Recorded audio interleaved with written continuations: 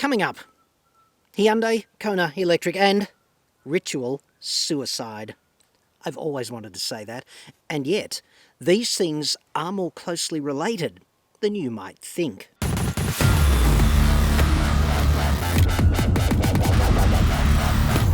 Get a load of this, will you? I mean, when I was a child and dinosaurs roamed the earth and they had saddles because, of course, we rode them, you used to be able to count on one thing, and that was opening the bonnet, that's a hood, America, and being certain you would peer down into an engine bay.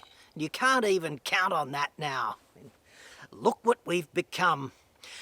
I'm John Cadogan from AutoExpert.com.au, and I get new cars cheap for buyers here in Australia.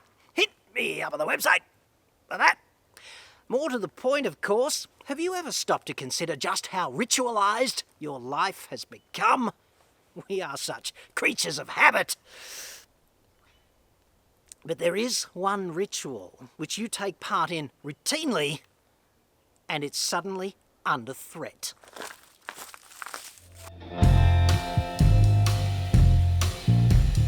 You can try, of course, but you will not escape rituals. We have rituals for the start of life and rituals at the end.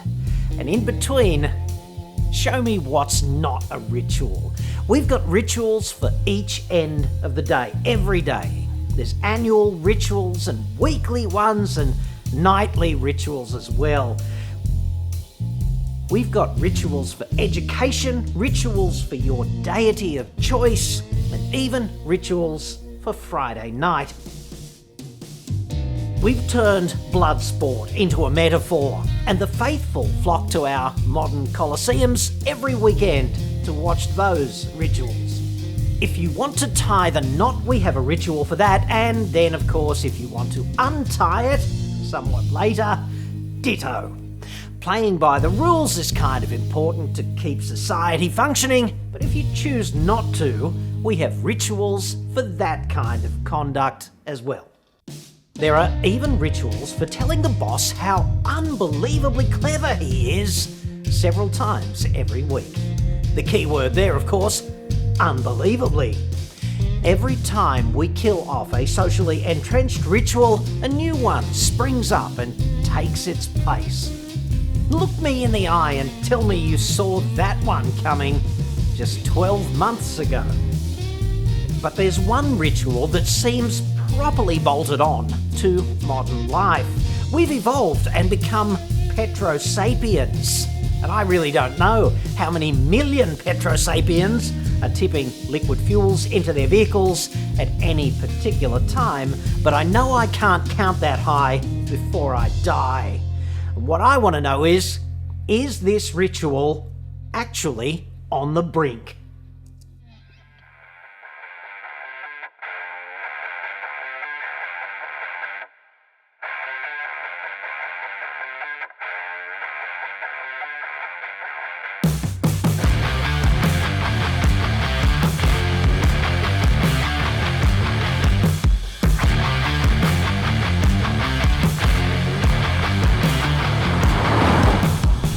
Hyundai has been incredibly brave here, or somewhat misguided. I can't decide at this stage, and ultimately I suppose time will tell. But it's fair to say that of all of the motoring journalists in all of Shitsville, I would have to be the most pragmatic and or sceptical about electric cars and what they actually mean. Some would say a hater, mostly members of Club Tesla, I presume.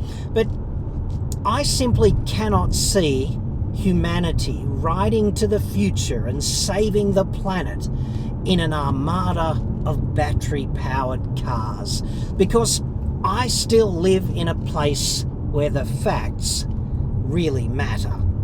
The all-important disclaimer here, of course, Hyundai has lent me this vehicle for evaluation, but I am not getting paid to produce this report, and they're not getting any input whatsoever into what I say about this or any other car. As a somewhat uplifting consequence of driving this car, I haven't visited a filling station in almost 3 months, and in that time not once have I experienced anything that could be even remotely categorised as withdrawal or grief. Go figure. But I have to say, driving an EV is different, and not entirely in a bad way. EVs regeneratively brake, just like hybrids. When you're not powering on, like when you're just coasting, the electric powertrain becomes a generator and it pumps fat electrons back into the battery, thereby reclaiming kinetic energy that would otherwise be lost to the environment in a conventional car, which is a pretty clever energy management maneuver. You actually get a regenerative braking energy flow type indicator just over there on the left-hand edge of the instrument cluster. It's there, I don't know, in case you're too dumb to figure out which way the electrons are flowing in particular driving situations.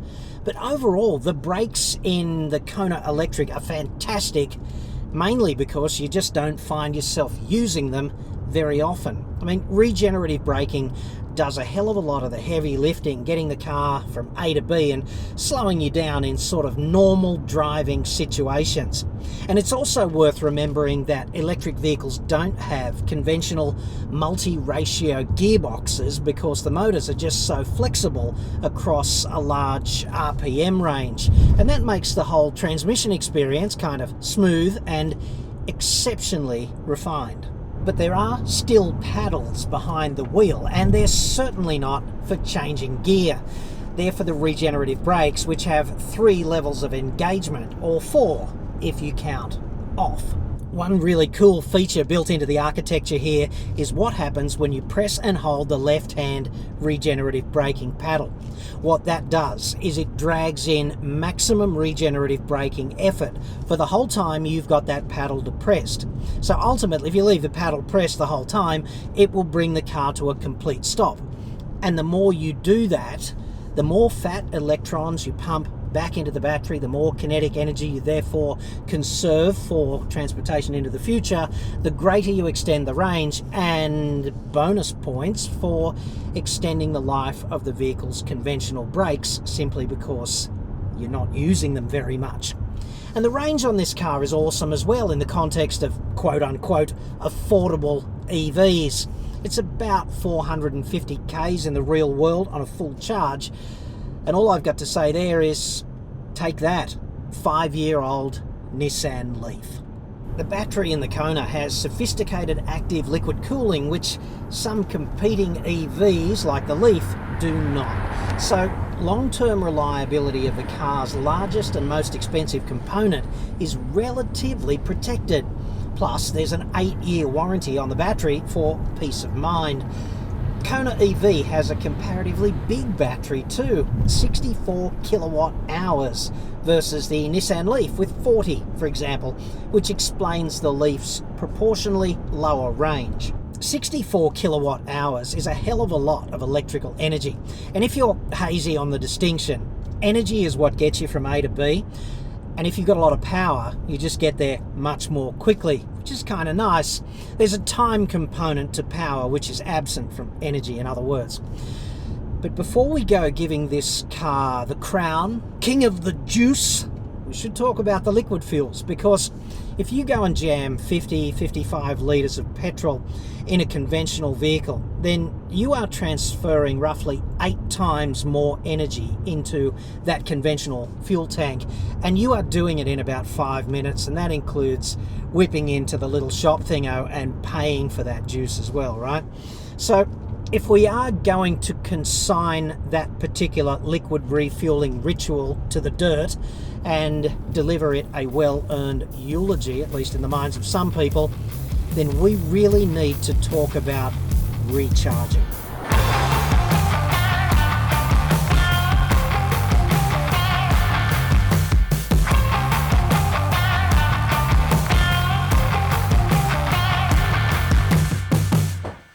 Of course, when you buy a Kona Electric, they give you one of these. Kind of explosion in a cable factory, but it does the job in fairness, and it will charge up the car. They call it a trickle charger, of course, but it's not a trickle charger in the context of other trickle chargers which you might be used to using.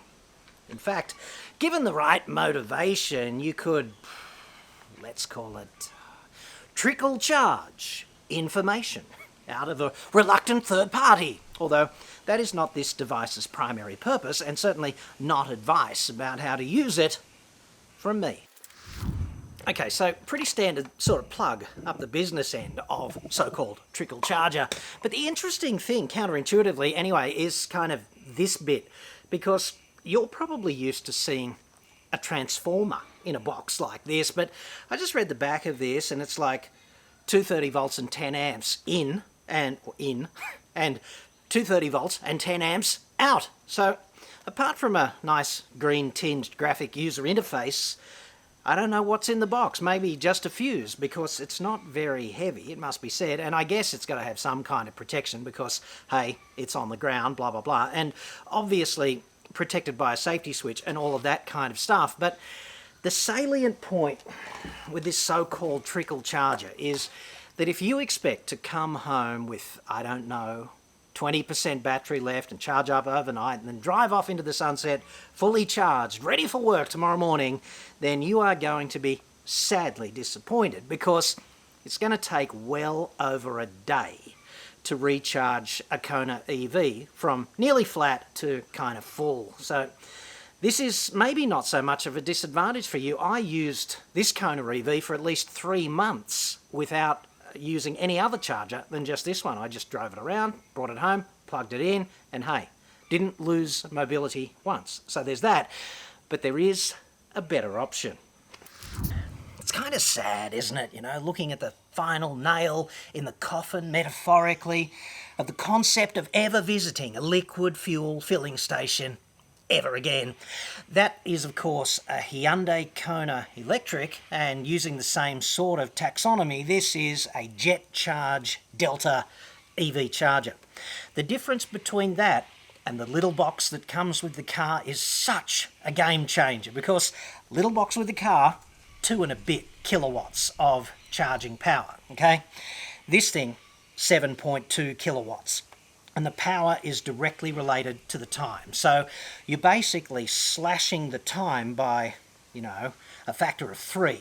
If it takes 6 hours to get you to a full charge with little box, it's going to take about 2 with this. And I'll plug it in and show you in just a sec what a difference it makes. I spent a couple of days depleting the battery on this Kona Electric, and we'll do a direct comparison between little standard box and big fat upgrade. Now these things have to come with an isolation switch. I'm not sure exactly why. That's just like a local regulation. And really you're only isolating this bit. And frankly, you know, there's 20 metres of 32 amp cable, big fat 32 amp single phase cable going back to the fuse box, and it's protected, it's on its own circuit, it's obviously protected by a breaker, and there's a fuse for the whole house. But I guess, you know, single phase, 32 amps, that's a hell of a lot of electricity in the context of the electricity available for your average house, right? We've got single phase power, and that means we've got 100 amps of single phase 240 volts coming into the house, all right? But once that cable gets into the cavity, then that's only rated at 60 amps, so to dissipate the heat. So this box is really pulling about half of the available electricity for the entire building. All right, so in summer, with 2 air conditioners running flat out in the middle of a heat wave, don't think I'm going to be charging up the EV. I'll wait until 9 or 10 o'clock at night when electricity's cheaper anyway, and just plug in then and let the recharging happen. But the game-changing factor here is nearly flat to fully charged overnight while you sleep. Goodbye, filling station. I don't know about you, but I'm not so sad about that at all. Okay, so let me just detain you with the standard charger for a sec. We'll have a look at how long it's going to take to go from where the battery's at the moment, which is about 2/3 depleted, to fully charged, and then we'll plug in big fat box on the wall and see what a difference it makes. And if you're worried about the cost-benefit analysis of box on the wall, I'd suggest that the cost is trivial in the context of the premium that you already paid for the electric powertrain in this car, which has got to be something like $25,000 or $30,000 over a roughly equivalent internal combustion car. So couple of grand to install box on the wall, standard installation, meaning if they have to jackhammer up 100 metres of concrete that's a foot and a half thick or something just to get the box in, then you will pay extra. But if they're just going to run a bit of cable, couple of grand, okay? And that's trivial in the context of the benefit that you derive from that. If you've got three-phase power, of course you can fit an even bigger charger. I actually think that box can be configured with three-phase power. And the options there are, with single-phase you get up to 7.2 kilowatts, but I think you can have 11 or 22 kilowatts of three-phase charging. Okay, so the reason that's not so attractive right at the moment to me is that 7.2 is the sweet spot for the Kona, right? It won't accept more than that in AC charging. The 11 or the 22 from three-phase power would therefore be kind of superfluous. But I guess if you did have three-phase at home, you could fit a three-phase charger and then you'd be kind of throttled back with this car, but future-proofed for other vehicles that will accept faster rates of charge from three-phase power into the future. So there's that. Okay, so the car's basically telling me that we are about 2/3 depleted. We've got 1/3 remaining charge left in the battery. And if I need to go and rescue someone tomorrow from a COVID-19 emergency and I forget to recharge, 1/3 of remaining charge is still like 150 k's of range, so it's hardly trivial. 150 k's, of course, about 90 miles. Miracle. The problem's going to be if I need to go for a big fat drive tomorrow and use all of the range and I've only got the so-called trickle charger, because 10 amps, 240 volts, that's a lot of electricity in the context of household appliances and power tools and, keeping the lights on overnight and things of that nature. But when it comes to motive power and the amount of energy you need to transfer to give yourself some meaningful range, it's really not that much. And when I look at the time projection for the trickle charger connected now, it's like more than 26 hours to get the job done. And if I don't have to go for a big drive tomorrow, then hey, that's okay. But if I do, Houston, we've got a problem. And that problem can be solved by the big fat charger with 32 amps, okay? Because that makes such a substantial difference. In fact, it slashes 19 hours from the recharging process. So I can come home and literally sleep it off and also lunch off the cheap electricity overnight, which is really just part of the baseload burn. And of course, these kind of chargers, they don't just get bolted on to the outside of your house. They can go in underground car parks at work or in the block of units in which you live, subject to being able to balance out the supply and all of that stuff. Because ultimately, if 20 people come home and plug in the chargers at exactly the same time, then you really are going to have to balance up these rechargers will have to talk to each other so that you don't just trip every breaker in the building. And they are capable of doing that. And in my view, that turns the whole thing into kind of a non-issue. Range anxiety becomes a non-issue because 8 or 9 hours and the job is done. You're mobile again tomorrow, even if you come home really flat. So that really is a win for practicality, utility, usefulness, whatever. Some people say I am an EV hater, and, I've copped that a fair bit, and I guess I deserved some of it, but it's actually not the case. I'm just not one of those crazy evangelical EV zealots whose divorce from reality is final. So let's talk about the facts and objective reality and why you might want to purchase one of these cars anyway without having that divorce that so many EV owners appear to have. Okay, so let's talk about being quote-unquote green. In my view, it's impossible for us to consume our way to a greener planet. So there's that. But if you do the jet charge thing overnight, even using the filthiest coal-fired grid, #Australia, yes, you're really just consuming baseload power, right? They're going to burn that coal anyway for the foreseeable future, whether you charge up or not at home, and they're doing it just to keep the grid active. In other words, they're not shoveling additional coal into those fires to boil that water to make that electricity to charge your EV overnight, at least not yet.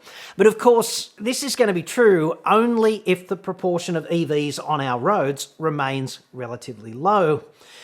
If we all drove EVs tomorrow, they would of course have to increase the baseload burn. So transitioning to a greener grid is not exactly optional in the medium term, and solar energy is great. I mean, photovoltaics, they rock, but the sun doesn't shine overnight when you want to be charging up, problematically. Except, of course, out of ScoMo's arse. Just ask him. Obviously, it does. If you buy an EV today, you're not actually saving the planet, okay? You're just not. But you are absolutely contributing to cleaner air in our cities, and you are taking some of the energy security burden away from our nation. Meaning, away from useless politicians who mismanage this vital national security issue and let you down so badly every day in the background on this critical issue. They're both big issues for human health and national security respectively. And owning an EV will allow you to punch well into the next weight category and beyond in both of these fights. So there's that. And on that last point, okay, if 2020 has taught you anything at all, please let it be that our security can be threatened in unexpected ways, and it can be threatened rapidly. We spent all of this money on counter-terrorism and equipped the cops with friggin' assault rifles, which they never use because they are aimed at an insignificant to non-existent threat. And we had our pants pulled down by some fires and then a frigging virus. Well done there, elected representatives. Yes. We have 2 weeks of liquid fuel supply. 2 weeks, that's it. If the tap runs dry because something happens overseas, society falls apart shortly thereafter. Just saying. I think you'd agree, it's kind of serious. Therefore, you can kick a tangible goal in these areas if you buy an EV today. This is a choice, right? These benefits exist ontologically. They're in the domain of facts. They're like the friggin' Pacific Ocean. They exist. Meaning, you don't have to be some green frigging nutcase to defend your decisions around making this choice. You will certainly pay extra to own an EV, but it adds up on the facts if you actually choose the facts.